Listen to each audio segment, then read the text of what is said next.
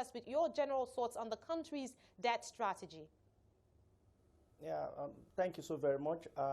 Before now, in 2015, Nigeria debt profile stood at 10 trillion naira. As we speak today, as of June 2018, that's 30th of June, published on www.dmo.gov.ng, the debt profile is 22.3 trillion, which is more than 100% of what it was 3-4 years ago. Now, the thing is, the major component of the debt profile was domestic, but the recent administration have been trying to take part of this debt to, say, foreign debt. Now, with foreign debt comes lower interest rate. So with lower interest rate, which is paid or to service the debt, and you also have what we call the debt stock, that's a payment of some matured facility collected by the country. So because of lower interest rate, it is expected that what we pay back will be reducing over time. But however, we should also be wary of exchange rate risks. And what are these exchange rate risks? 20 years ago, because most of the debt we are collecting now for foreign debt, they are majorly coming from abroad. We still have domestic debt in form of bond, in form of treasury bills, etc., that is sold to the market. As I speak to you, I think yesterday there was another one going on, championed by the DMO. So, but what the thing that we should be careful of is the exchange rate risk. As I speak to you, one of the indicators that we might have exchange rate imbalance is already happening, because CBN governor, who spoke on behalf of the Monetary Policy Committee, said the foreign reserve has started to go down. Now, when foreign reserve goes down, among other factors, you may have that the value of naira to the dollar may be worse off. And if that happens, even if you have collected $1 at 305 or 360, as the case may be, if it goes to 400 or 500, even though you have not increased your debt, but because you earn your money, you earn income, debt to revenue in Nigeria, revenue comes from naira, then you are worse off in terms of repayment. So while it might be a cheery news for us on one hand that we are paying less, we should also note that kind of economic compete with collecting debt in the dollar. But to balance this argument, I must say that collecting the debt, local debt, has its own danger, just like collecting foreign debt has its own danger. What is the danger?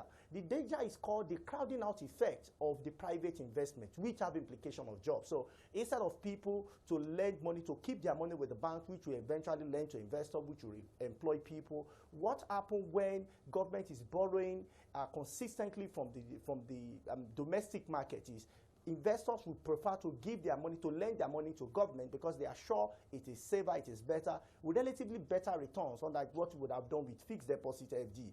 So at the end of the day, in banks, we have little fund. Even if the investors are not even giving to them, bank would even invest with government directly. So there will be little fund in the system. You are going to have high unemployment, which we have, according to Nigeria Bureau of Statistics, of 18.8%, underemployment of 21%, youth unemployment of 33.1%. So this strategy looks good on one hand, but the future looks bleak on the other hand. Critically and understandable thoughts there on the exchange rate balance. I'm sure that Niyi at this point has some thoughts on Nigeria's debt strategy also. Yeah, I like what he said. Basically, debt service now is looking better than before. But clearly, I would also like for to speak to debt to GDP, because a number of people do argue that, you shouldn't just focus on debt in absolute terms. What should concern one is debt to GDP ratio. And indeed, there is some international benchmark acceptable for debt to GDP, So the question is, are we still within, those benchmarks? The acceptable range. Or we are out of range, and so that's one. Then secondly, again, as a nation, since these debts are risen over time, and we have not seen the same corresponding level of development, especially in terms of infrastructure growth, then shouldn't question be asked as to exactly what these debts have been used for. So these are some of the things that I think it would be nice to also have Paul's opinion on. Paul, the DMO did hint recently that... Clearly. Go ahead. I heard him clearly. Now, it is not correct when people, particularly some of my colleagues, economics, says what you should bother yourself about is debt to GDP. It is not correct. So what's your view on that, Paul? Now, the thing is this. I'm answering his question. What you consider is debt to revenue, because what you will use to pay back your debt is the revenue, not the GDP. In a country where GDP is properly taxed, then you can talk about the GDP. That's capacity of the entire economy.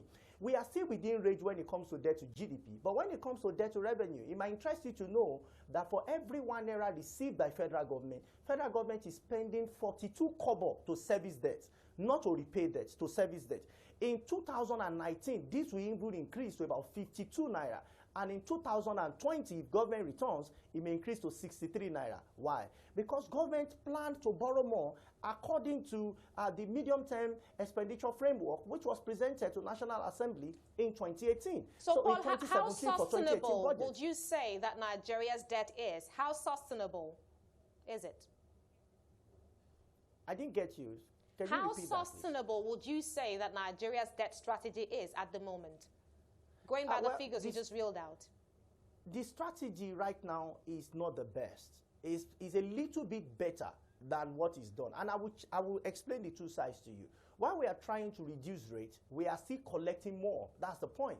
Because government is still looking at collecting more debt without looking at solving the real problems. And what is the real problem? We have collected over 12 trillion naira, or 13 trillion naira. If I had the new collection to what we have as the debt stock. What have we done with all of this money? Perhaps you see 2 kilometer, 5 kilometer road, which actually is the second question.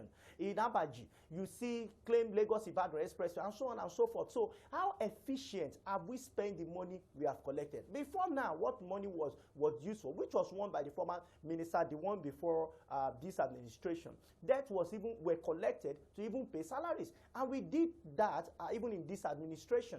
So where do we spend our monies on? It's still a question that federal government, and in fact those that are holding the 36 states of the federation and FCT, need to answer. We take projects that have long-term, in fact, no return on such investment. So, and people assume that, don't worry, in as much as the GDP can carry. I think what we should even ask is, how viable are states that are collecting debt? Definitely. Over 6 trillion naira. How viable are they able to pay? 4 states of all the 36 states have 900% debt to revenue in the different states, from north to south to east. 900%. And you will recall that a few months ago, National Assembly refused to grant debt allowance to a state, I guess Kaduna State, because of huge debt profile. The same thing is the argument in Osun State. Apologies, I'm going to have to interject you here. This is a conversation that could last the whole day. Definitely one we would like to have some other time on the show.